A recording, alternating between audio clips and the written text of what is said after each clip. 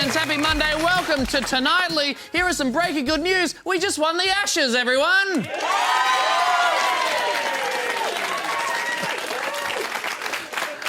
I don't give a shit about that at all. I was asked to do some English cricket jokes before we started and I got nothing. They stink. All right, that's satire done. Now, more importantly, Christmas is just 7 sleeps away. 7 sleeps. Last night, Channel 7 had their Carols in the Domain, a televisual event I love tuning into because it means I'm forced to spend time with people I despise. And what could be more Christmassy than that? Well, some people in who love their families. Highlight of the night would have to be hip-hop outfit Justice Crew and their dope-ass performance of Jingle Bell Rock, yo. You know how you've always wanted Jingle Bell Rock to feature the spitting of lit rhymes? Me neither. Yeah.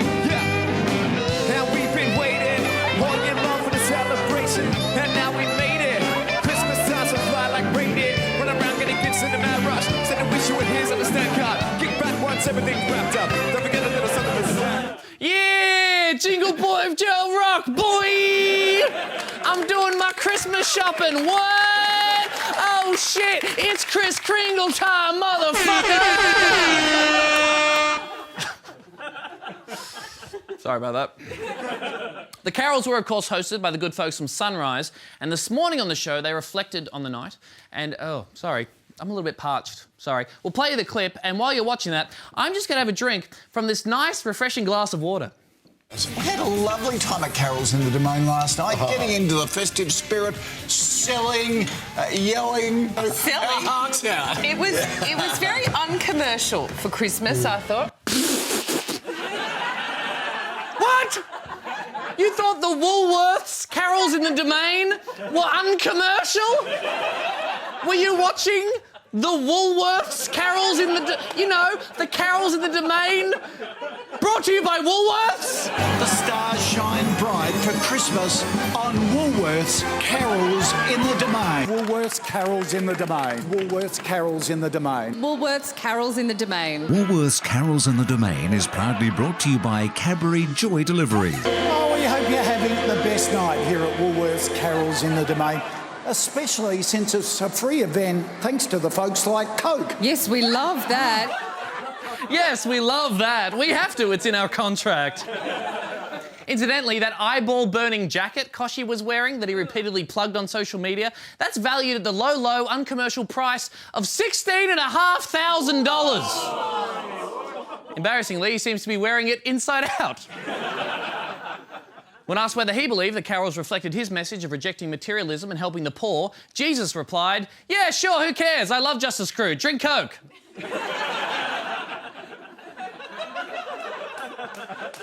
Maybe I'm not being fair. Maybe I'm being cynical. You know, the carols, they make people happy, raises money for Salvation Army. That's wonderful. So maybe it's nice that Woolworths sponsor the carols and show that as a business they care about looking after those less fortunate in our society.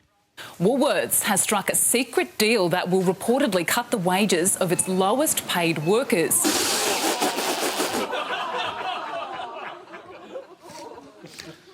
Sorry. Here's some nice news. Over the weekend, 2 women became the first same-sex couple to legally wed in Victoria.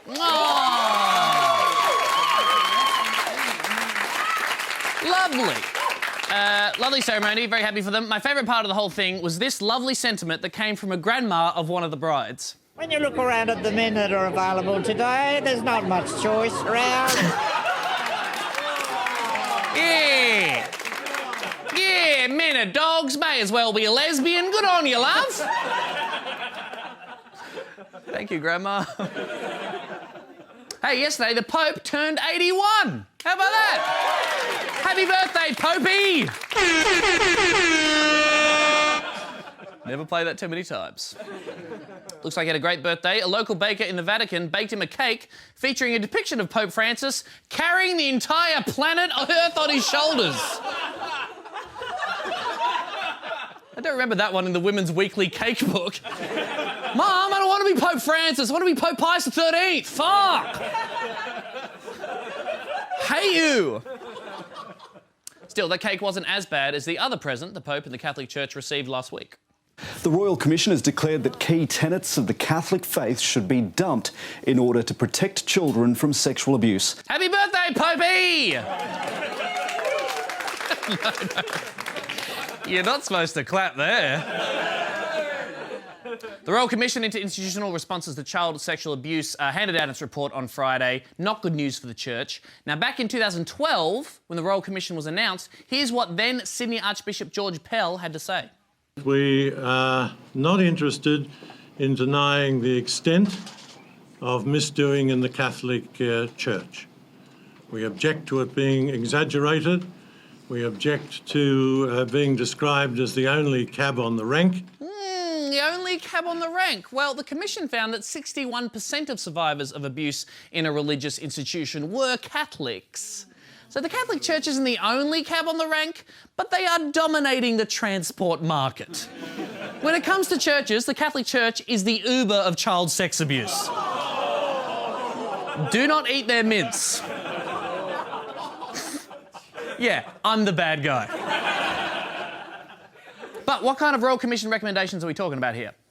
Under recommendations delivered today, the Commission said the sanctity of confessionals should be tossed aside and celibacy made voluntary. What? Catholic priests might not have to be celibate anymore? Good news, ladies! The Pope is single and ready to mingle. If the Pope-mobiles are rocking, don't come a-knocking. And man, with all these new elderly Catholic men suddenly coming onto the market, I know one grandma who's going to be happy about having some more options. Oh, Leslie. Now, the Catholic Church says, of course, that it wants to protect children, but it's not quite on board with all of the Commission's recommendations. On Friday, Catholic Archbishop Dennis Hart defended the idea that priests remain celibate. I believe that there are real values in celibacy, and that's living as Jesus did. Yes, let's live as Jesus did, said the man wearing a gold chain on television. Archbishop Hart also rejected the idea of breaking the seal of the confession to allow people to report child abuse to the authorities because the penalty for any priest breaking the seal is excommunication. Excommunication? Oh no, you'd lose your job for protecting children. That'd be terrible. Imagine making a sacrifice for the good of others. Who would possibly do such a thing?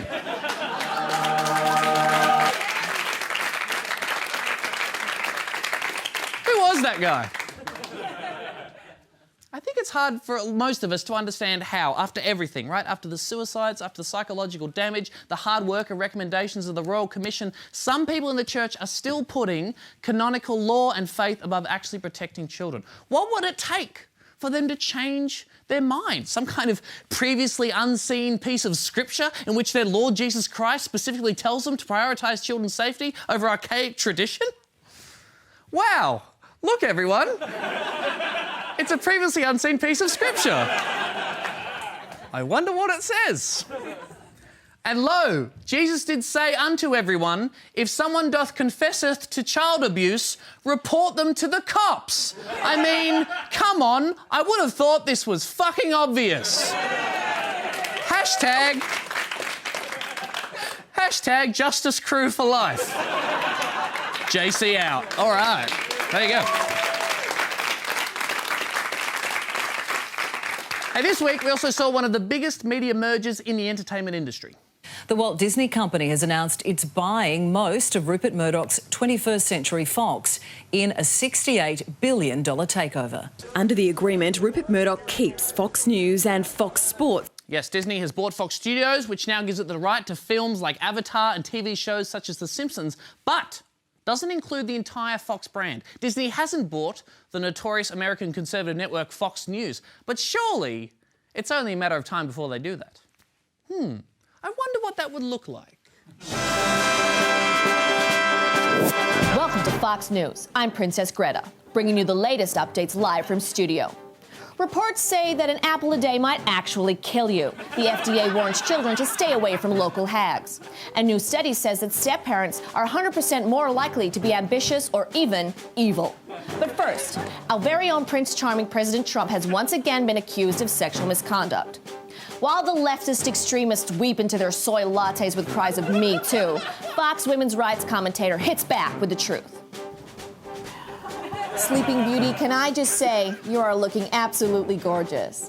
Now, would you say that these allegations are just one big witch hunt?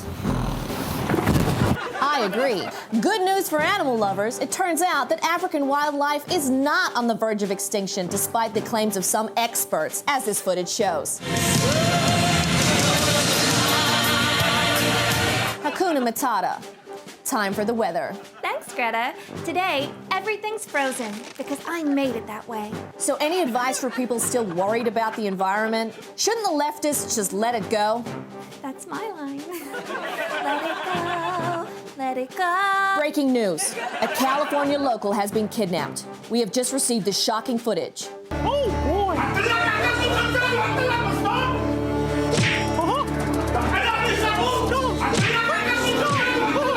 Once again, this proves that America is the happiest place on earth. Up next, a dream. Is it a wish the heart makes? Yes. And this weekend, be sure to check out the latest installment in everybody's favorite movie based on a musical based on a movie, Star Wars Lion King, Return of the Space Lions. I'm Greta Lee Jackson.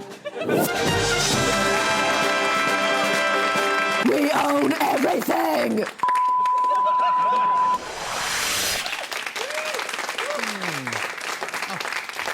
Hey, for all the by-election fanatics out there, this past weekend was a big one. The Turnbull government has retained its one-seat majority, with John Alexander winning back the Sydney seat of Bennelong in a crucial by-election. Yes, so John Alexander retains his seat, which is bad news not just for Labor candidate Christina Keneally, but also an independent candidate who we ran a piece on last week. Professional race walker and independent Greg Larson. Independent candidates like Larson are challenging the status quo, and the major parties are worried. I'm better than John already. My phone's plugged in. This one's not, but I've got others. Are you a dual citizen? Yeah, I'm a dual citizen. Yeah, British, Australian. It's really good travel-wise. It's cool. Yeah. Did you know you can't run for office if you're a dual citizen? Well, fuck it then. Sick of this shit. It was an inspiring story. It looked like Greg's political career was pretty short-lived. We actually have him here with us in the studio tonight to reflect. Greg, how are you coping with your loss? You'd call it a loss, Tom. I would actually consider it another victory, so... How is it a victory? You got 2 votes. Yes, correct, 2 votes. Presumably one of them was your own. Well, I actually forgot to vote, but that doesn't matter. 2 votes. Last election, I got 0 votes. So if you actually calculated the percentage increase in votes, you can't measure it with a percentage number. I talked to a mathematician, you would have to say it was an infinite increase. But again, you got 2 votes, 2 single votes. I feel like you're not getting it. Infinite growth, okay? If there was all the numbers, like the swing to each party, it'd be like 1%, 2%. Greg, infinity symbol. In a way, you might actually say that this is the greatest political victory in Australian history. Thank you. No. Let us not encourage this bullshit. Now, John Alexander, he was successful. He's copped a bit of flack. His victory speech on Saturday night, he sort of made a disability joke. What'd you make of that? Yes, that awful stuff, Tom. You know, it was a terrible joke, and I don't know why the media didn't talk to me, because I have like 5 or 6 really good disabled people jokes. No. Like I got this one about a boy in a wheelchair called Jimmy Tuckett, right? No, we don't want to hear the joke, okay? That's enough. Now, focus on the interview, please. Yes. Is this the end of your political career? Are you going to retire? Oh, Tom, absolutely not. No? In fact, I have some super secret news that I've been keeping. I'm actually going to relaunch my political career. This is the biggest news since the towers came down. Obviously not bad though. Like that was monumentally bad example. Can I announce it here? Sure, yeah. Is that all right? I'm going to stand up to do it. I'm going to say, camera. This one. Camera dude, this focus on me now, and what I'm going to do is I'm going to say some secret news, and when I say the word...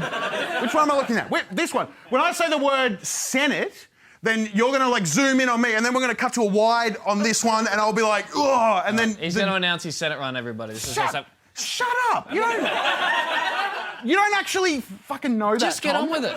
All right, okay, so, ladies and gentlemen, Greg Larson, I'm officially here to announce, and you don't know what it's going to be, it could be anything, I'm officially here to announce my run for the Senate! Okay. And it was, yes! Let's get Greg Larson in the Senate! Greg! Jesus. What are you doing? Don't take your fucking pants off! Stop chanting! Greg, what are you doing? Why are you taking your pants off? Sit down, mate! Sit down! Shut up, all of you! I can't get the legs off. Greg! Yes. Focus! Yes. Have you resolved your dual citizenship status? No, but that was... I'm running for the Senate this time. It's a different thing. No, same rules! You can't run as a dual citizen for the Senate. Are you actually serious? Yes, 100%. Fuck! Greg. What is wrong with you? Actually, a kind of fungus. Oh my God. Greg Larson, everybody. Give it up. Give it up for Greg. Can I go this way?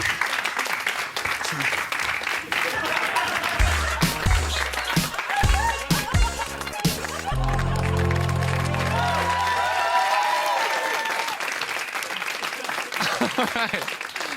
Earlier on the show, sorry. Focus, Tom, come on. Earlier we were looking at Disney's purchase of Fox. And personally, I for one am terrified of Disney's slow takeover of the world. Well, the force is still strong. The Last Jedi taking over $500 million on its opening weekend, well over $500 million. $500 million? That's a lot of space credits. With that kind of money, I can open a spice mine on Kessel or buy my own Corellian blockade runner. Am I right, guys? I really like Star Wars. But even I, a fan, hear about a new Star Wars movie, I get a little nervous because sometimes I think, man, I've got a bad feeling about this. That's from Star Wars. I really like Star Wars. But sometimes it feels like they're running out of ideas, right? They blew up a Death Star in Episode 4, blew up a Death Star in Episode 6, and blew up basically a bigger Death Star in Episode 7. If some of the Star Wars stories have felt a little bit unoriginal, it's because the majority of Hollywood blockbusters are unoriginal. They follow this well-worn steps of something called the hero's journey, a 12-step recipe used over and over again in many of Hollywood's most successful movies. What are the steps? I asked Tonight the reporter and nerf herder, Bridie to find out. Hello. Bridie, it's Tom from work. Which Tom? Hot Tom or Weird Tom? Tom Ballard. Oh, Weird Tom. Hey, what's up? Okay, I need you to put your phone down. What? Just put your phone down. Okay, this is why they call you Weird Tom. Yeah, that's better. Ah, okay. Ugh, hologram. We're doing a story on the new Star Wars movie. I need you to look into the tropes of the hero's journey, okay? I would love to, but I can't because I have to vacuum my fish.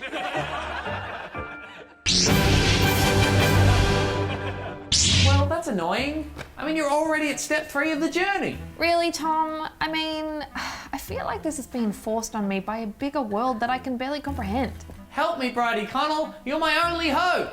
I asked 2 other people, they said no. Just do it. Fine, I'll do it. Hey, Greg, you got the day off. I can still see you. Yeah. Great, so now I have to finish this report on the hero's journey and I don't even know what that is. Wait! I do know what happens next! Some old wise dude with a beard is going to show up and help me, like Dumbledore, or Mr. Miyagi, or anyone played by Morgan Freeman. You must learn the ways of the hero's journey if you're to complete this report. A wise mentor! I hope it's Liam Neeson. No, much better.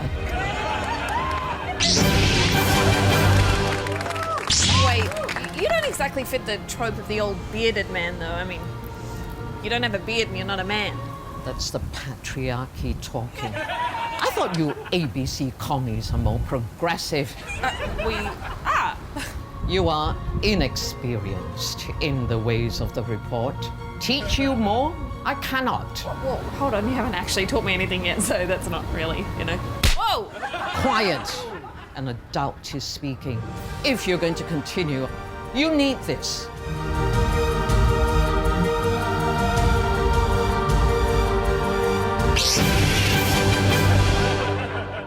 Go to the ABC system. There you'll find a charming stranger who'll show you the ways of the movie trope. Thank you so much, Leland. You've been so helpful. Don't touch me. Sorry.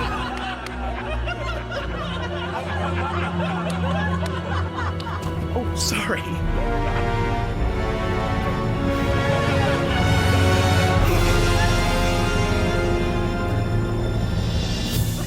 Okay. Next, I'm supposed to face a series of simple challenges that result in me discovering allies, yay, and giving me a sense of who my enemies are. Not so yay. But we had to spend 96% of our budget coaxing Leland Chin out of a palace, so all I could afford were these clips. Anyway, I'm off to meet a charming stranger. He's in there, somewhere.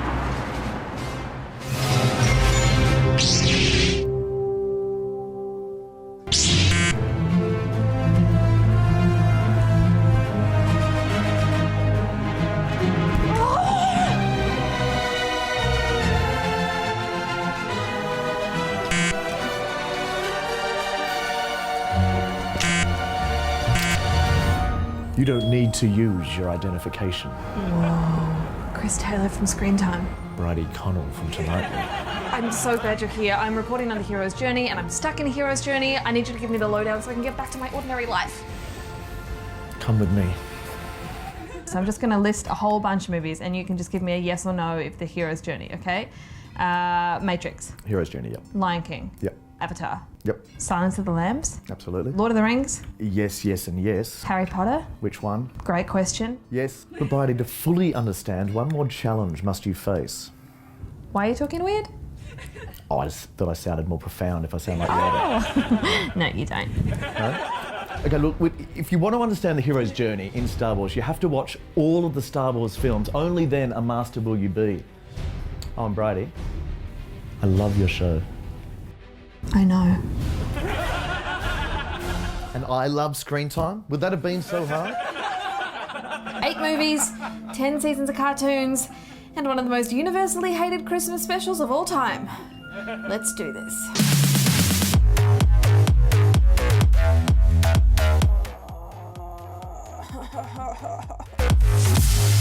I figured out what I need to do to go on.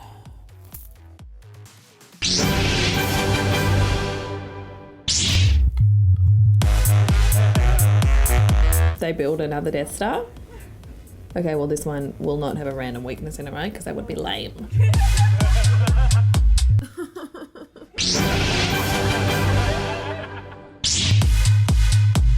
Just one more to go. Don't forget Rogue One. Wait, what?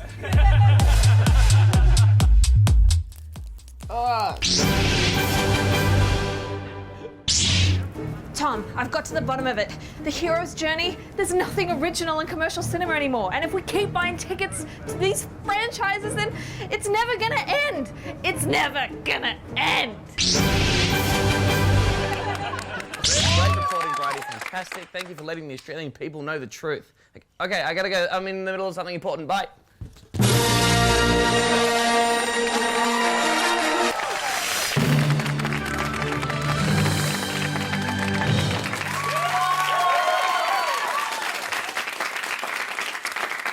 Look back at the year in world events. You know the world, it's the place where all our stuff is. Tonight we're going on a journey around the globe to talk about all the funny things that happened and tell funny jokes about it, and it's going to be very, very funny. Good luck, everybody! Yeah, that'll do. First off, we head to Belgium, where in August, a town turned 10,000 eggs into a giant omelette. That's how I like my eggs, raked. The organisers of the event are known as the World Fraternity of Knights of the Giant Omelette. And they are legendary throughout the kingdom for their bravery and their gassiness. Now for me, this is exactly what we're talking about. This is a fun, lovely story that sums up how great and fun 2017 was. That was good stuff. Thanks, Belgium. Yay! All right, what other delightful things have happened around the world this year? Let's find out together. Off we go to North Korea. Cool. North Korea successfully testing its first intercontinental ballistic missile capable of hitting the U.S. Kim Jong-un appears to have ramped up his capability to deliver his deadliest weapons, and tonight is drawing a stern warning from President Trump about threatening the U.S. They will be met with fire, fury, and frankly power, the likes of which this world has never seen before.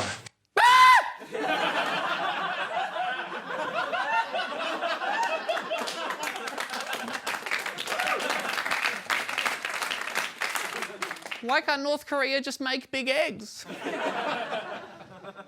This year, tensions with North Korea were at an all-time high. Hitting back at Trump was North Korean leader Kim Jong-un, seen here winning an uncontested season of Dancing with the Stars. The dear leader immediately threatened to hit the US territory of Guam, and obviously that sucks for Guam. Luckily, we're here in Australia. This isn't going to affect us. We are joined at the hip. The American alliance is the bedrock of our national security. God damn it, Malcolm! All right, it's not a big deal. I'm sure North Korea won't notice. North Korea responded with more than just a steely eye. In its latest missive, the Hermit Kingdom warns Australia against joining America's frenzied political and military provocations. Oi! Piss off, North Korea! We'd enjoy the frenzied anything, OK? We did what we always do. We got all the information, weighed up our options, and then we did exactly what America told us to do. It's called leadership! In an amazing development, North Korea's missiles may now be able to reach most of the world, which you may be concerned to know includes us. The ABC pinpointed the town farthest from North Korea, Mar del Plata in Argentina, which is out of the missile range, which is very helpful, although it does make next year's list of the world's most livable cities a bit predictable. But hey, it's not all doom and gloom. ABC News found the lighter side of the tensions between the US and North Korea with their Whose Jibe Is It Anyway quiz. It's funny because they're both crazy and in charge. You might say the ABC's quiz was insensitive there, but if you ask me, it's much better than their original news-based quiz, Fuck, Marry, Kill, Mussolini, Stalin or Hitler. All right. Time to leave North Korea, OK? Let's move all that bad news behind and let's head somewhere else for some funny international goings-on. Where are we off to? We're off to Myanmar. Oh, boy. The Rohingya are running for their lives after Myanmar government forces unleashed a new wave of attacks. Over 600,000 Rohingya have poured into Bangladesh since just August 25th, joining the estimated 300,000 who were already here. Well, obviously that sucks. I thought Myanmar leader Aung San Suu Kyi would fix all this. She's a Nobel Peace Prize winner. She's supposed to make peace. I've been this disappointed in a Nobel Peace Prize winner since Al Gore was spotted man-spreading on a Melbourne tram. Here's an inconvenient truth for you, Al. How about you close your goddamn legs? All right, leaving Myanmar. Remember, we're looking for funny shit, OK? Like the omelette thing. OK, let's go to Latin America. Beautiful. Ooh, exotic Venezuela.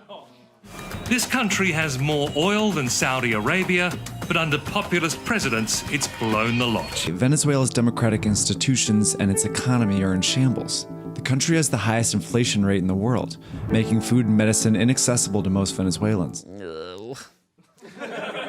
Food shortages in Venezuela are so bad, in the past year, nearly 3/4 of the population have lost weight. So people are understandably pissed at their current leader, Nicolas Maduro, or as I call him, Hot Saddam Hussein.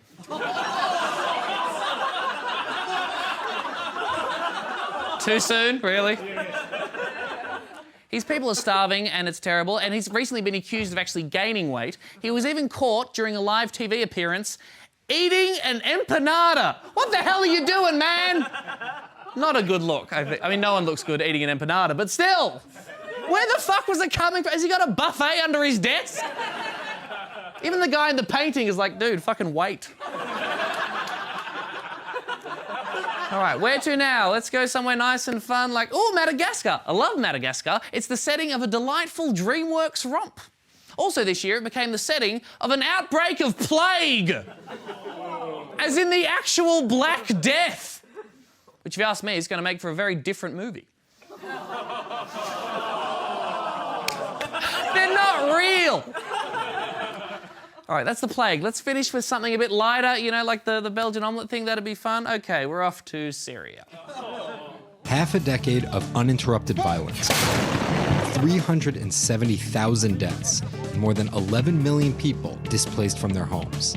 Obviously awful, right? Syrians struggle to survive appalling violence every single day, and if that's not enough, almost 85% of Syrians live in poverty, with more than 2/3 in extreme or abject poverty. I didn't even know there was a worse category of poverty than extreme. You know things are shit when you're like, well, at least I'm not in abject poverty, that must suck. Tough crowd. With war, environmental destruction and a refugee crisis, it's pretty clear that Syria is going to be suffering for a long time to come. But there was one good news story amidst all the tragedy this year. From the ashes of a war-torn country, a soccer team emerged. The ultimate underdog punching above its weight. The Syrian team was on the verge of qualifying for the FIFA World Cup for the first time in history. Finally, a heartwarming story the whole world could get behind and feel good about. A magical moment. They were so close, they could feel it, they could touch it, they could taste it. And what happened? The Socceroos defeated Syria tonight in a thrilling contest. Cahill, there it is! Yay! We did it! Aussie, Aussie, Aussie! Nice. Hey, you guys remember that giant omelette from before? Oh, those wacky Belgians. Hey, if you found all that as depressing as we did, please help make it better. You can head to abc.net.au/appeals and see how you can support fantastic organisations dealing with the Rohingya refugee crisis. It's not very funny, but it's important. That is our show for tonight, so thank you so much for watching. Stick around for Game Face. We'll catch you tomorrow night with special guest Omar Musa. Good night. Congratulations, Australia.